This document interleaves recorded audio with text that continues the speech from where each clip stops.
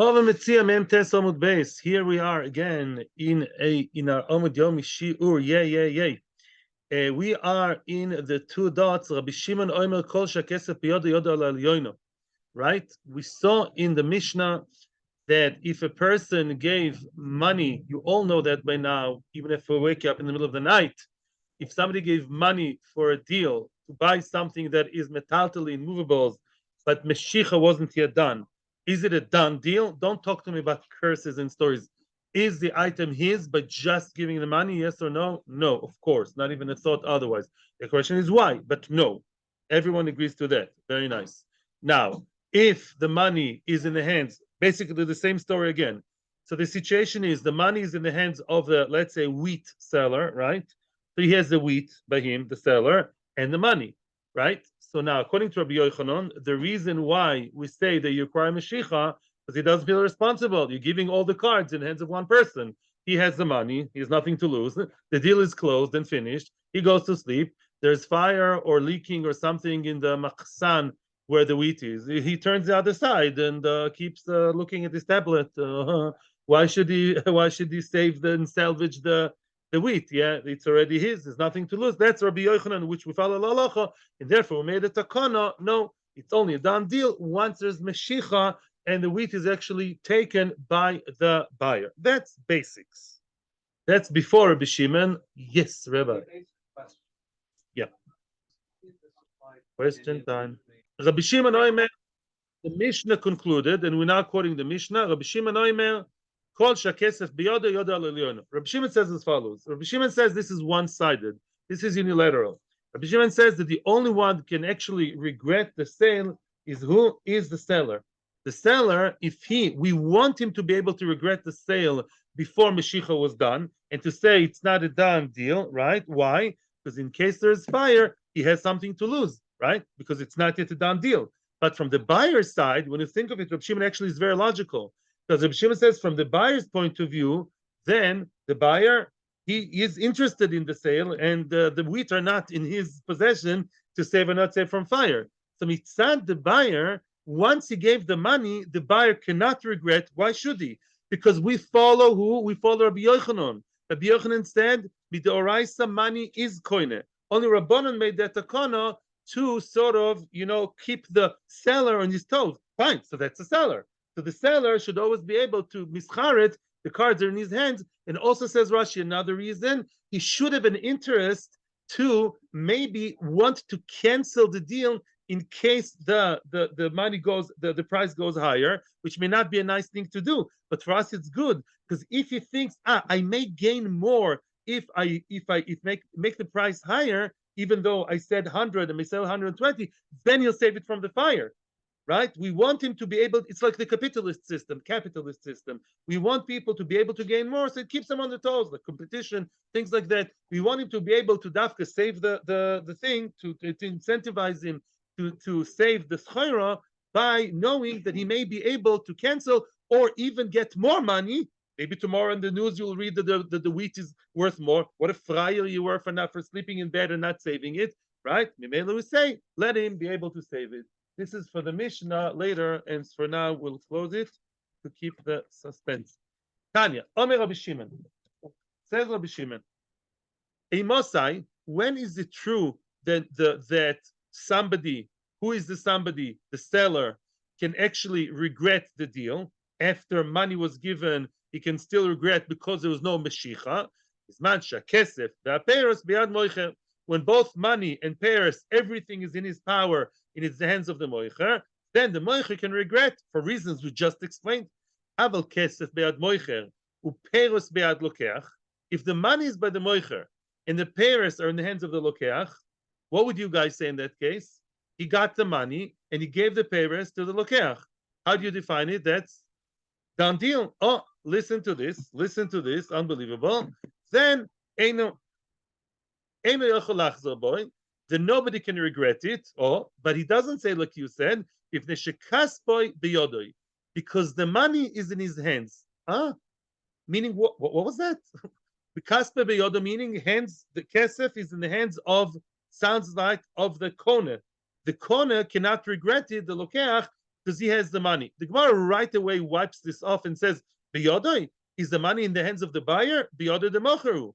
The money is in the hands of the mocher, right? The seller got the money, right? So what does the buyer have? Meaning, what is the value of the money, meaning the wheat, is in the hands of the Kona. Sfrek the Gemara, Pshita, Reb Simkin, who just arrived to what you said. What the Gemara says, what's the Chiddush? Why you should say during the cup, but what's the Chiddush? We're talking the money is in the hands of the seller. The goods are safe, secure, nicely in the hands of the buyer. Of course, nobody can regret. Last time I checked, that's called a done deal. Every child knows that. It's past Mashiach. Can I go to the shop where I bought this shirt 2 years ago and return it? Not even in England, I don't think. Okay, I'm talking like an Israeli. I'm not used to American service. Okay, but conceptually, yeah, you cannot regret the deal after Mashiach. It's a done deal. So what's the chiddush? What's the novelty here? Amar Rove, says Rove, what's the story over here? Now, this is not tricky, but interesting. Kigoin, there's a very specific situation here, Nukimta, that we talk about. Listen to this. Okay, so give me name of 2 cities that are not very, very close to each other. Jerusalem and New York and Los Angeles. 6 hours flight? Okay. There. So New York in the East Coast, Los Angeles, West Coast. So the seller is in New York. He's selling wheat, lives in Manhattan. He sells wheat. And the buyer should be the other way around, actually. And the buyer is in Los Angeles, right? The buyer is in LA. Very nice. Drugs, okay, not weed. So now, now the lokeach, the buyer, yeah, his attic or his store warehouse, yeah, machsan in LA, yeah, muskeres beyad moicher, is rented out to the seller. Get it? Listen to this. Where is the wheat? The wheat was not yet pulled by the lokeach from LA. LA lokeach wasn't yet pulled, okay? Where is the wheat? It's nice, safe, and secure. Where? In the machsan that's rented out to the mocher, to the seller from New York. But he rented out from the person, the buyer, right? So what's the story over here? Listen to this. On one hand, there was no Mashiach done yet. But geographically speaking, if fire breaks, who's going to be the one who'll notice it first? The one who's actually there in LA, who's the buyer, or the seller from New York that has no idea? Time am I? What's the reason Takin Rabbanan Mashiach? What's the one and only reason that Rabbanan went above and beyond the Torah and said that giving the money is not enough? You have to have Mashiach. You have to actually pull the item from the seller to the buyer. Yeah, there's a gzera. Maybe the seller will say, I'm sorry, yeah, it was late at night. I didn't have koich to start dealing with your chita. Nisrafu, they were burnt in the aliyah, in the attic, in the machsan. Here, the gzera doesn't apply. In this case, physically, geographically, technically, who is closer actually to the what's his name? To the machsan, to the wheat? Well, the buyer, right? Not only it's near him, it's actually his, which he rented out to the mocher, to the seller. You following the story? It's not complicated. Again, the buyer bought wheat from who? From the seller. Where is the wheat? In a storage room that belongs to the buyer, but rented out to the seller. So mitzad, but don't tell me kin and chotzer, because Rashi is careful. Kin and chotzer is actually of the renter, not the owner. It's actually a big machlokes Rabbim Ravid. I'm not going there now. It's a whole story. But let's accept now that if you rent a house from someone, you rent an apartment, something falls there, a gold bar falls from Mars, not a Mars bar. A gold bar falls from Mars, belongs to you. Kin and chotzer. So mitzad, the ownership of what's there, it belongs to who? To the seller. It wasn't yet pulled to the reshus of the lokeach. However, technically, who's living next door and has the keys? Who's the lokeach? He's just there, right? And there is no chashash that the guy who lives in New York 6 hours away, bechlal, he's going to do anything. He's not in the story. Enough ladleka be'oines. if there's fire that breaks by honest above our control, he, the buyer always has interest to keep the deal. That's our assumption. It's a seller who's playing games. The buyer would most probably go ahead and save it. Mimela, we have EPS. In that case, we say that Mimela, there is no Indian yet for the buyer to, right, we don't have to change the halacha. And in this case, the money alone is koine, also from the buyer side. In that case, the buyer, once the buyer gave the money, the buyer gave the money, it's good enough because we don't have nisa fuchetecha bali on either side. The seller is just not there. And the buyer has no interest to be lazy. Of course, he's going to save what he wants to do. He wants to keep the deal. In this case, both sides cannot regret, and both sides, in this case, will be able to just finish the deal by giving the money. Let's summarize. Again, according to Rabbi Shimon, which as far as I know is not the halacha, Rabbi Shimon followed Rabbi Yochanan's logic. By the way, he didn't follow Rabbi Yochanan. Rabbi Yochanan lived after Rabbi Shimon. He followed Rabbi Yochanan's logic, right? Okay, and what does he say? Says Rabbi Shimon, Midoraisa, money does buy the movables. Yeah, it's a Rabbanan invention, Rabbanan establishment takono, to say no. We want to deter the mocher from being lazy, being uncaring. So we tell the mocher, no, it's not yet a done deal. We keep the trophy. No, it's not yet a done deal. It's not over till it's over. So make sure those chitim are not burnt and are nicely stored, right? Very good. Mela, the mocher cannot regret. The buyer may regret. Why not? But there's an exception to that rule also. In case the chitim are in the house of the buyer physically, although they are in the domain of the seller, but really it's really in the buyer's house because he rented the room, he rented out a room. In that case, both sides cannot regret, because the case of Biad Mocher, nobody can regret, neither the Lokech nor the Mocher, because we said there's no chash that one guy is too far to just know about it, and the other guy is caring enough to deal with it. In that case, why should we make it more cumbersome and require Mashiach? In that case, money should be enough, and neither side can regret. Baruch Hashem, that is, do you mind if I just get to the Mishnah? 4 lines, and then we're going to get to the Mishnah, then we'll be in a free country again. Ahu Gavre. Oh, now,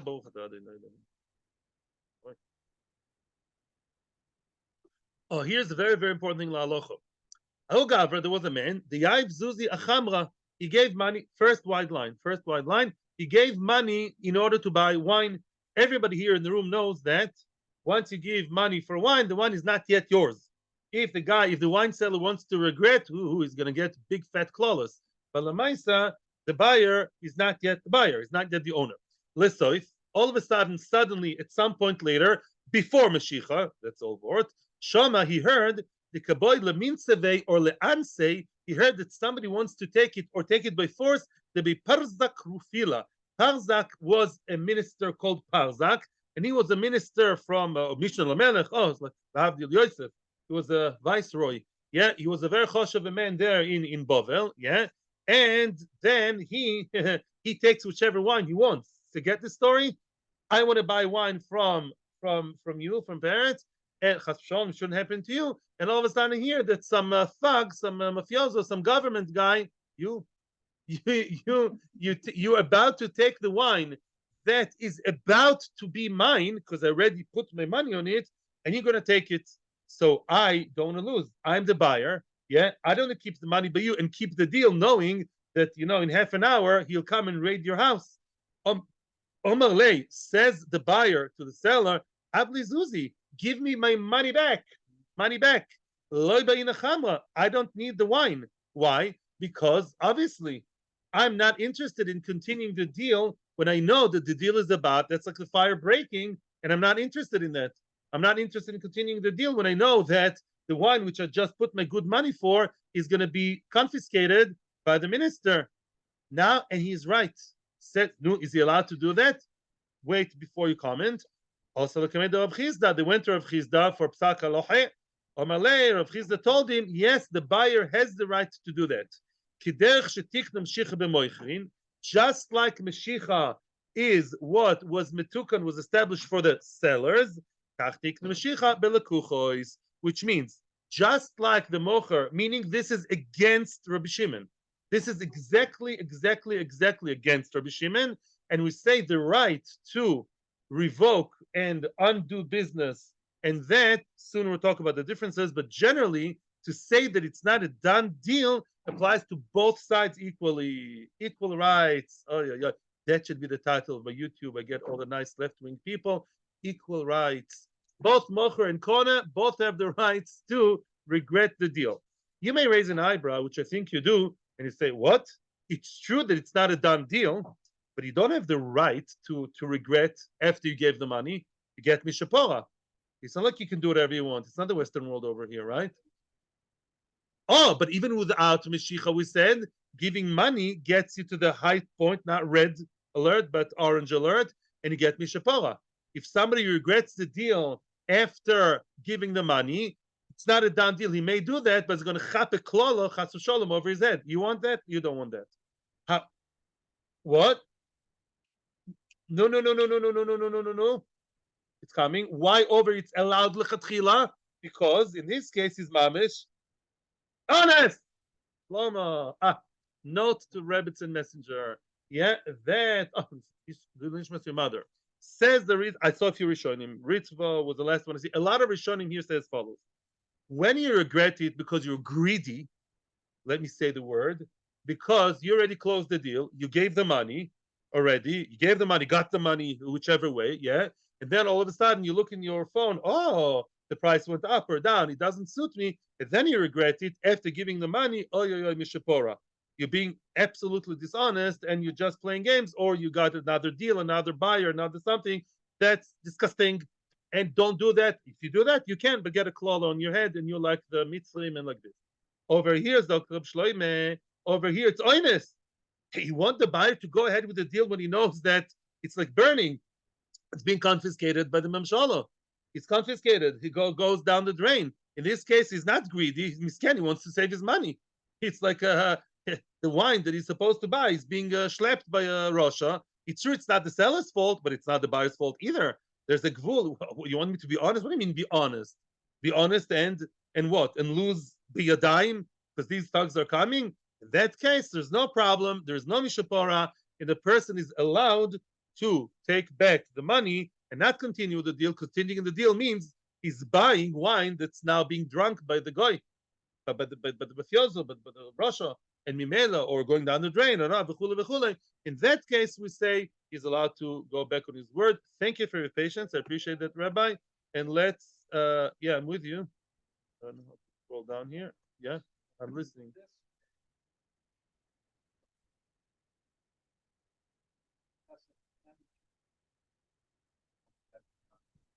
Right.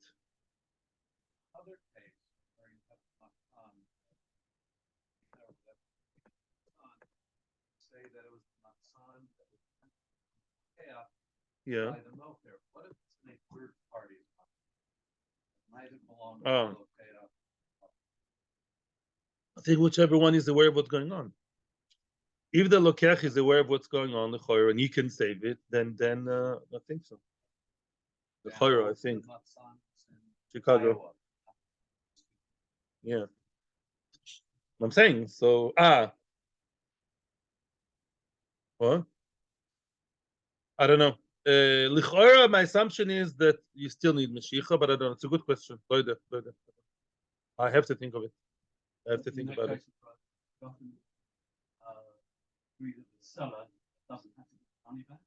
Which is a done deal. Which honestly, the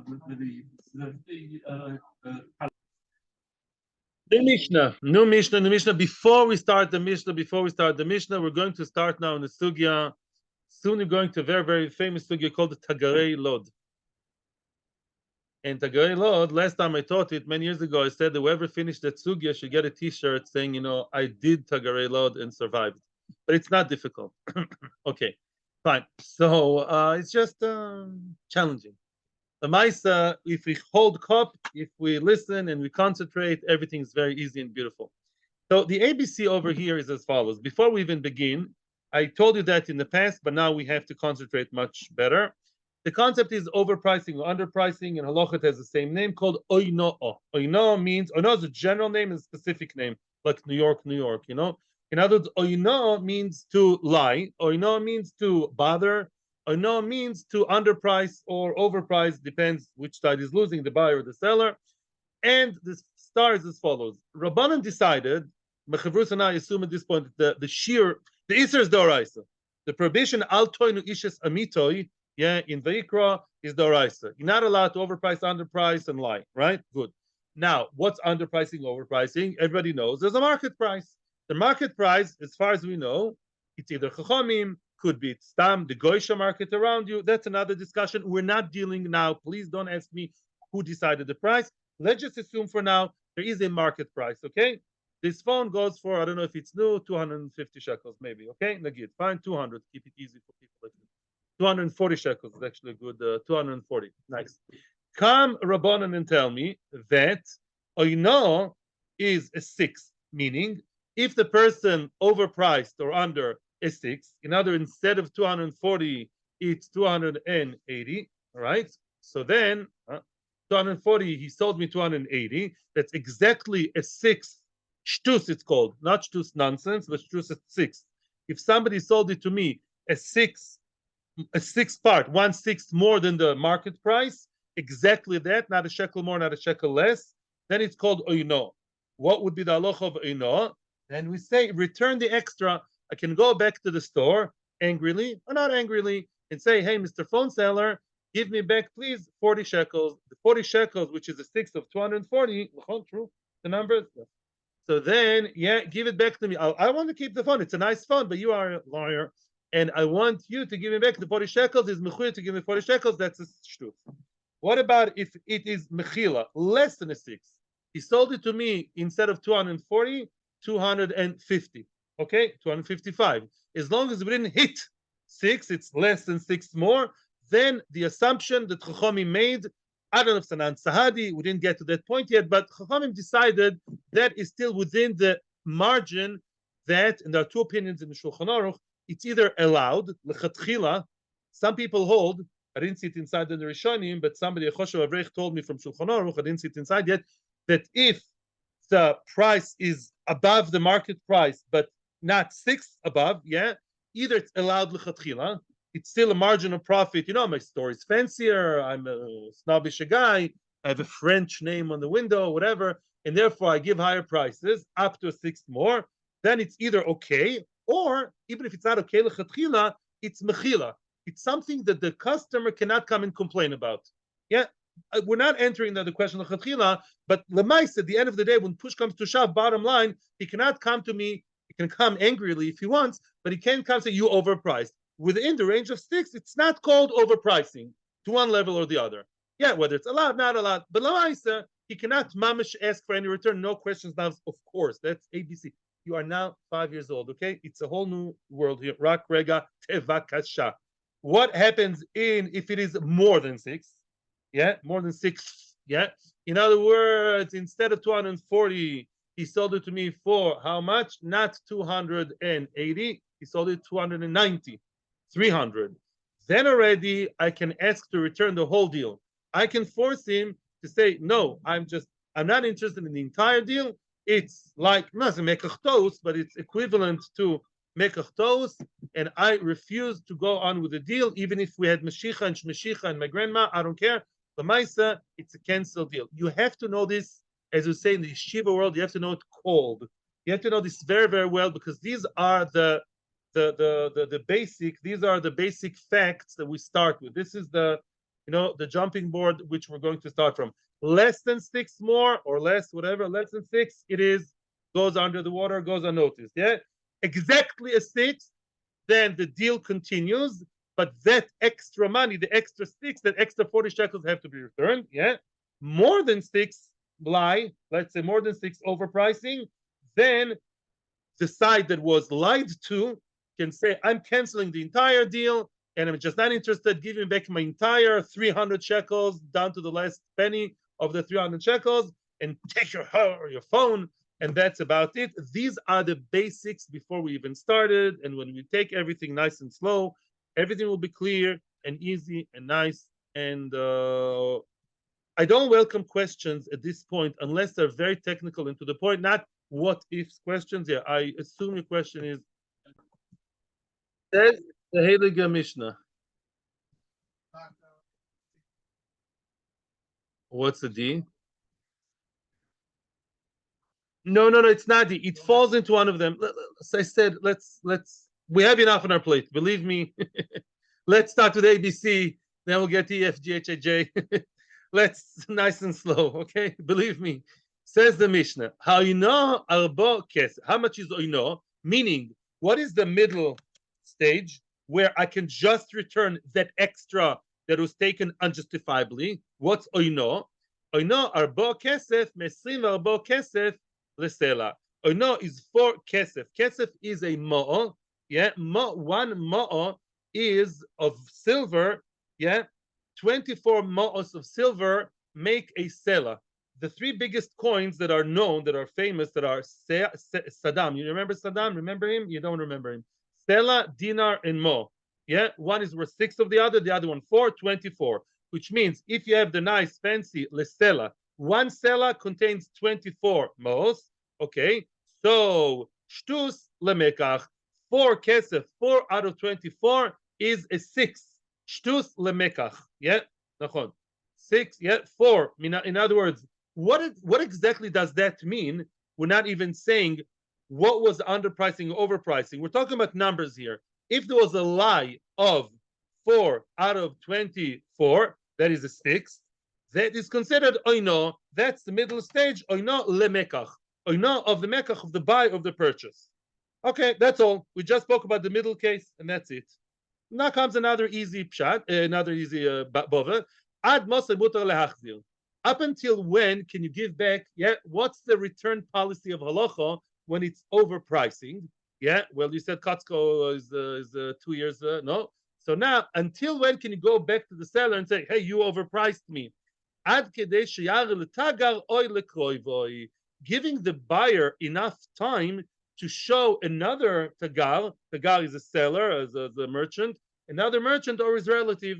Yeah, a nice, Tmimis Diki guy came here, landed from Iowa, which you mentioned, and he knows that everybody is Jewish and everybody is very honest, right? He's absolutely sure about that. He goes to the store and they overcharge him in the shuk. Stop, never happened.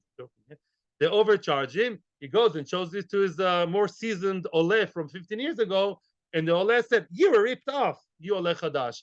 So if he showed it, if he has enough time to show it to his relative or other people, and they can tell him, Mister, you ripped off, that amount of time, how long is that? It's not so long. We'll see that in the Gemara in a few days. Yeah. A certain amount of time that allows him to do his market research post Maisa. He's doing market research after he bought. That if within that amount of time he went back to the store and asked for the refund of the extra of the shtus, middle case is asking for the extra, that amount of time is the window of time he can use. Past that time, no.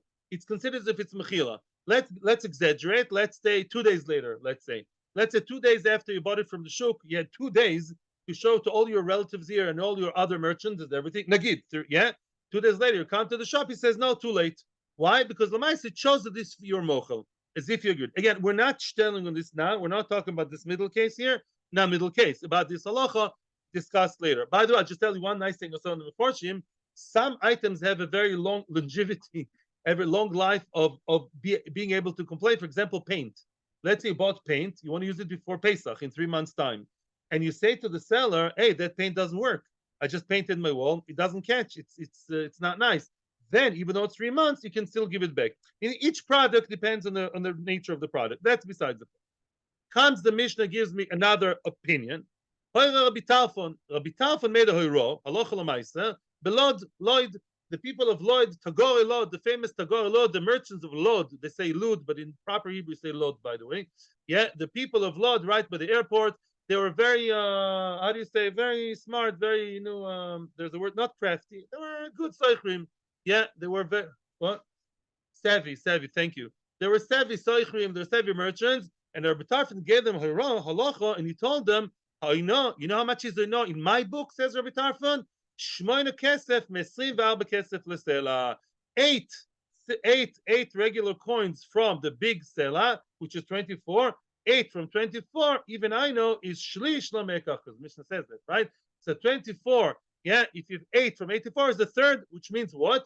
Really, in my book, unless it's a third, which is double of 6, yeah, you can actually overprice people up to a third. Wow. And it's still okay. And if you hit the third, then you get that third back. So you get 8 from 84 instead of 24, let's say. 24 plus 8 is how much? 32. So then, I know it from the Gemara, that's why.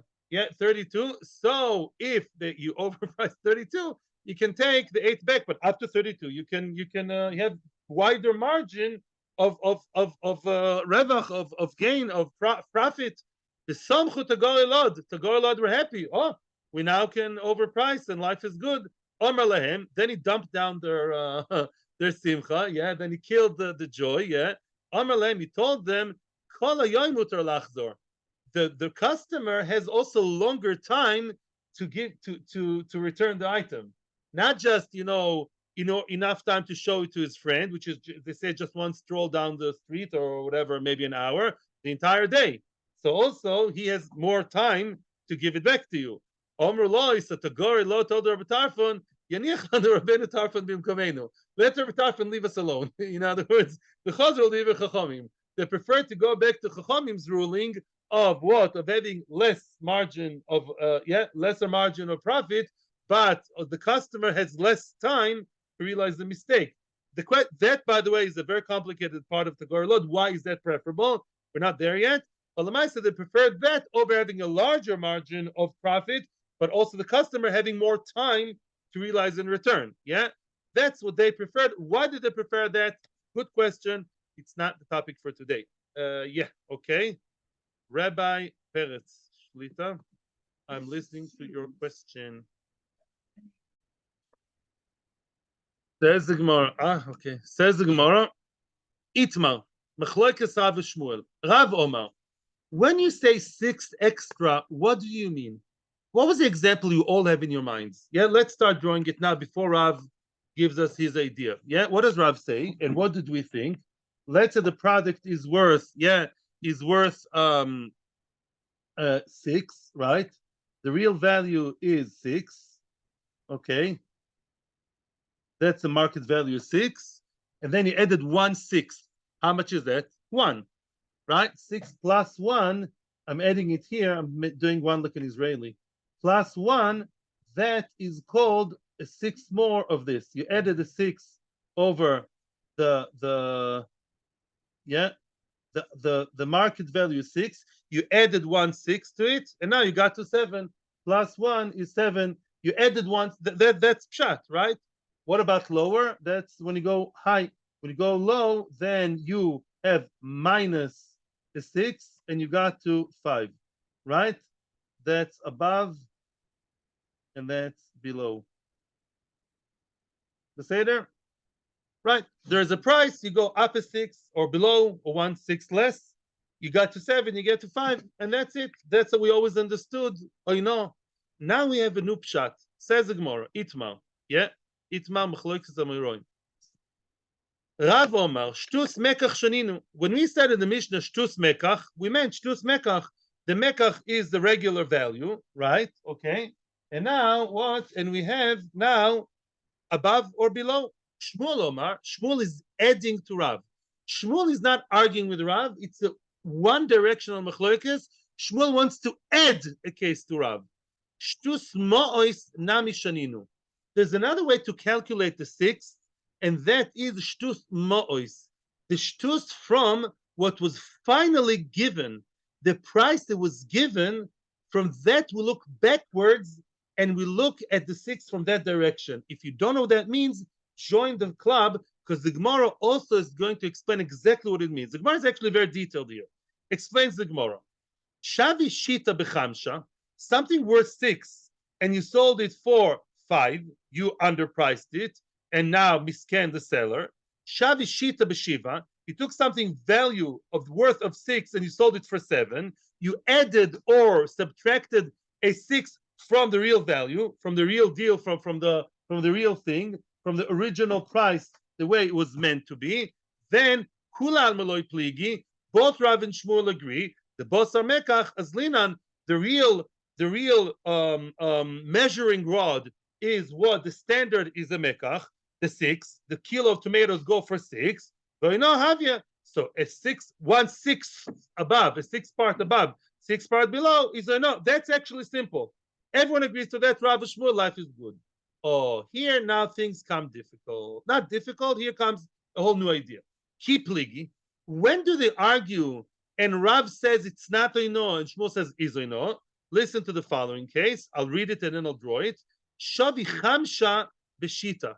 Let's say somebody sold an item that's worth 5 and he sold it for 6.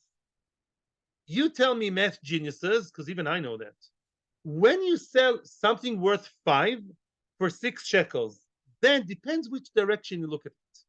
If you start from the side of the real market price, which is 5, yeah, let's just erase it and make a new case. Yeah, let's say the price is what?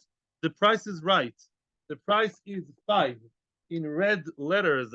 5 is the real price, yeah.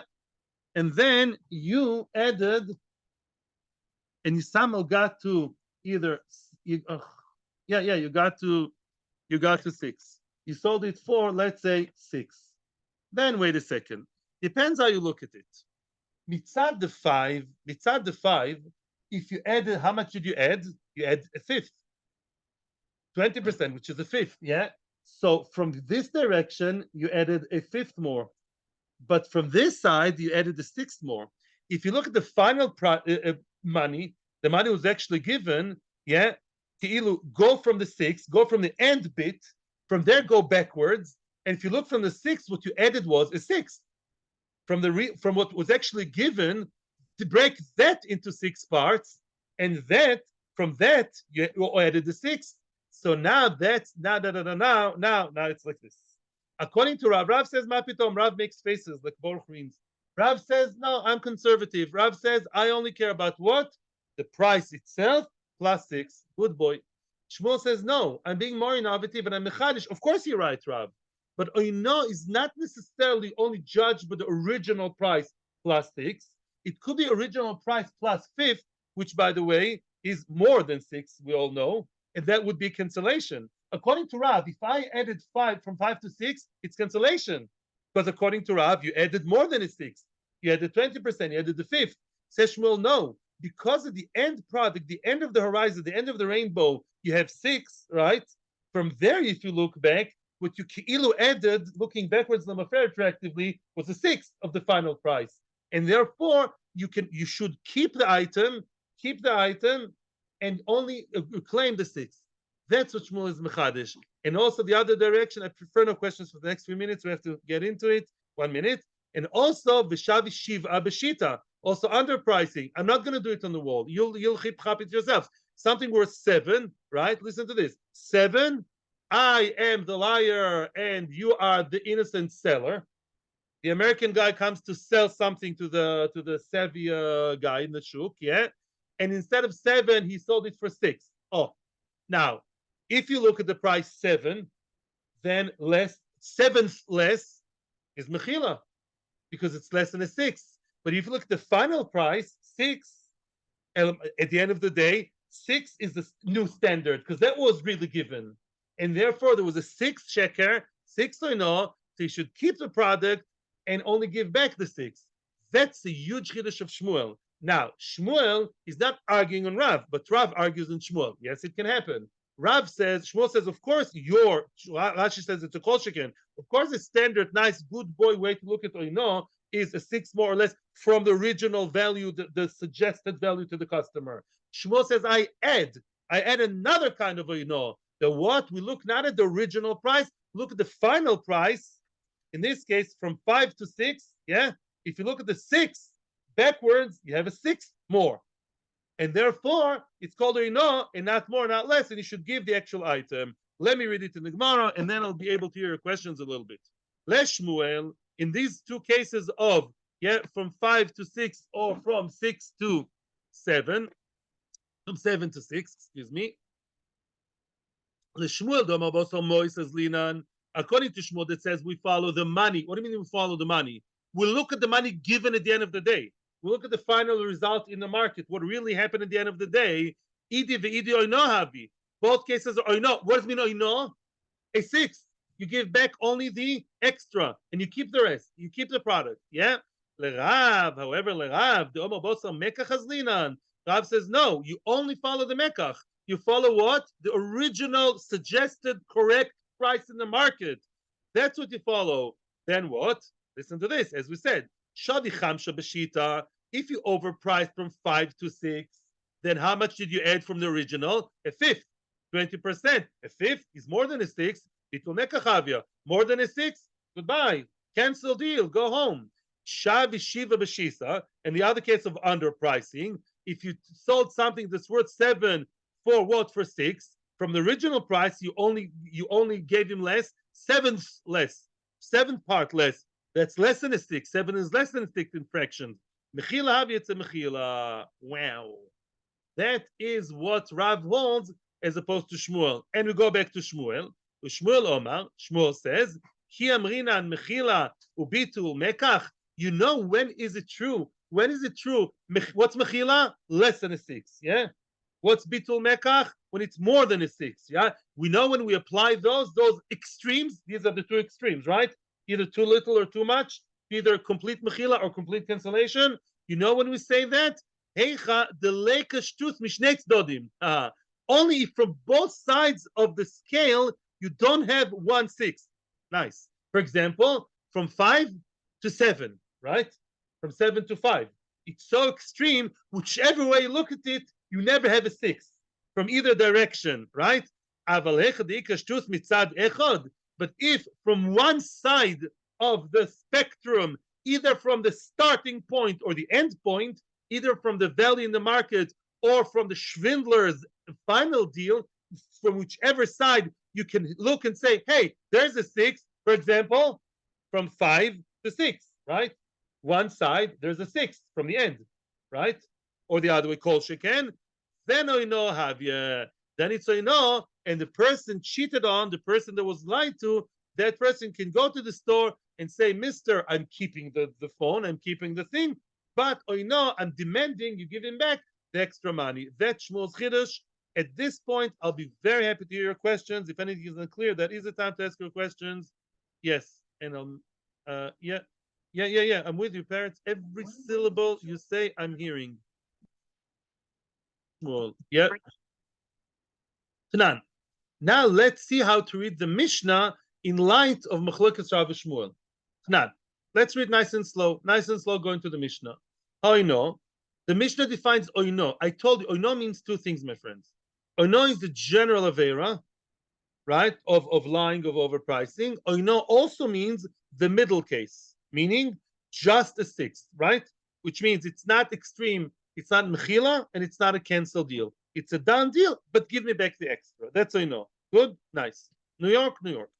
Oino, daled kesef, 4 coins of silver, mesrim v'arbo kesef, lesela. If a seller is worth 24, which it is, then if you somehow change, I'm repeating the word somehow, because that's exactly what we're going to figure out now, exactly what was that somehow. If there's some kind of lie to do with the 6, meaning 4 out of 24 is a 6, yeah, shtus lemekach, a 6 of the mekach, that's called, give me back my money. Not all the money, give me back the extra. Now, that's very vague, right? The way the Mishnah talks, the Mishnah didn't say he gave him 24 or 28 or 20, right? So what exactly is the case?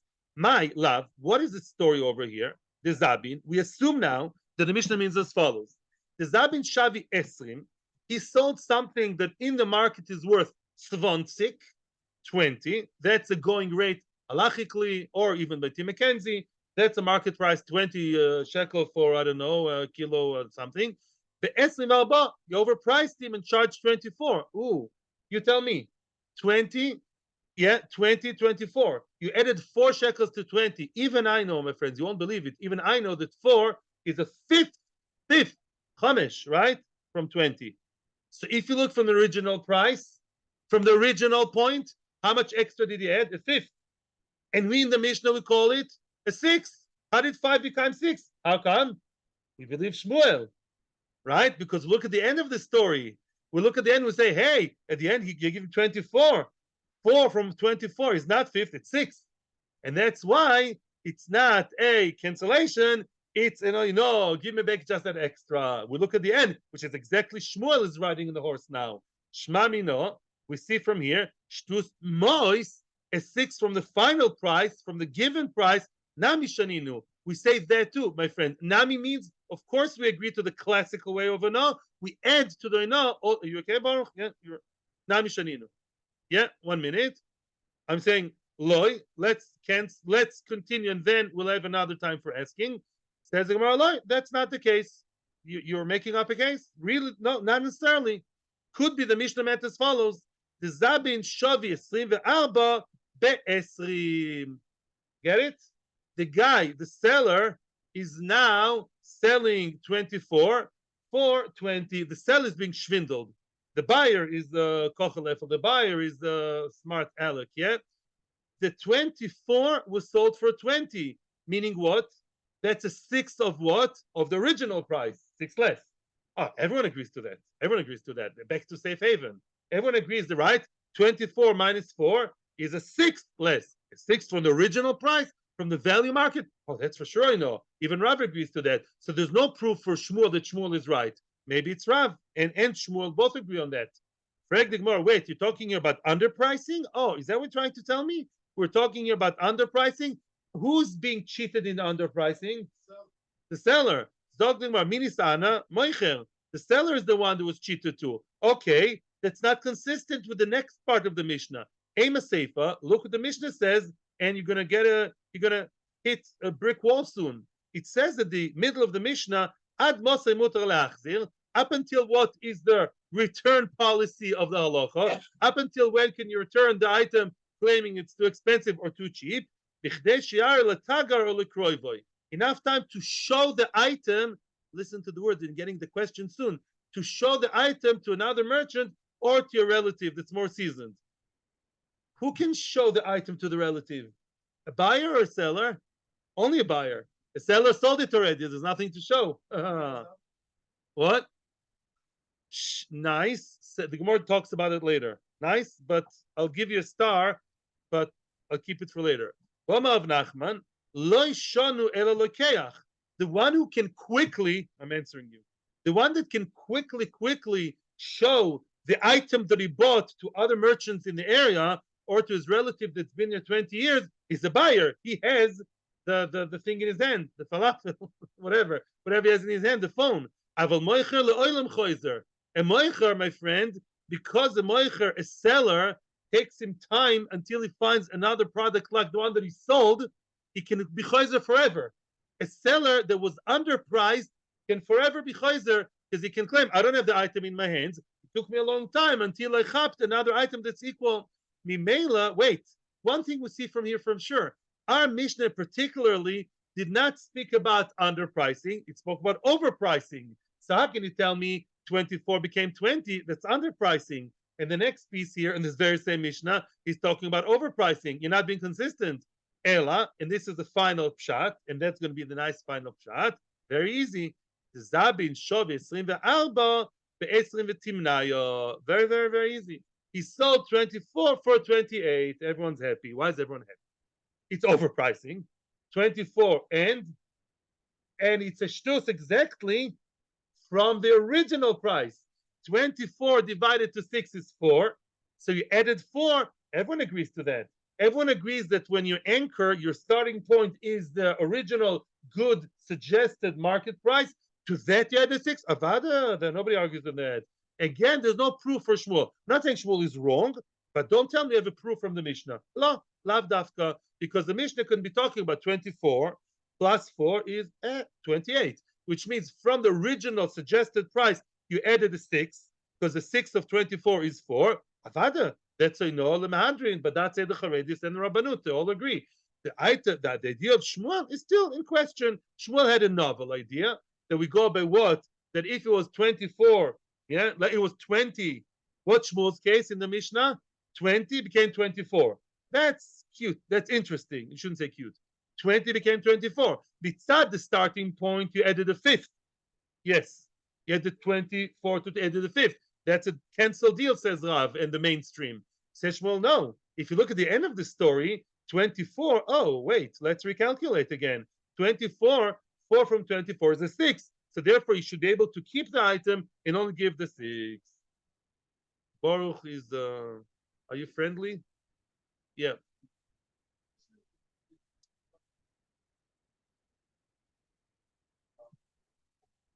No. Yes. Our Mishnah happened to be talking about overpricing, but it's true both ways. Because the Mishnah spoke about looking in the market. Yeah. Have a great day. May Tagore Lud be with us with their tasty sweetness of Torah.